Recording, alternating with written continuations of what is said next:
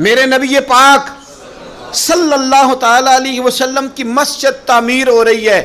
مسجد نبوی شریف میں سب سے پہلے فرش حضرت عثمان غنی نے بچھایا, جگہ حضرت ابو بکر صدیق نے خرید کے دی, سب سے پہلے اس میں روشنی جناب تمیم داری نے فرمائی.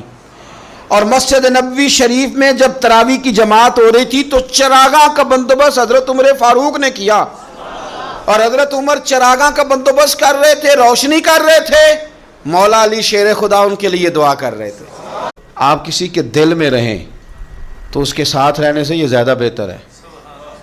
لیکن ہم کیا کرتے ہیں, ہم لوگوں کے ساتھ رہتے ہیں پر لوگوں کے دلوں میں نہیں رہتے. لوگ ہمیں کہتے ہیں کہ تو چلا جا, جان چھوڑ دے. آپ دل میں رہنا سیکھیں. آپ دور بھی رہیں گے تو آپ یاد آئیں گے, آپ دور بھی رہیں گے تو آپ یاد آئیں گے, آپ کہیں نکل بھی جائیں گے تو لوگ آپ کا پتہ پوچھیں گے.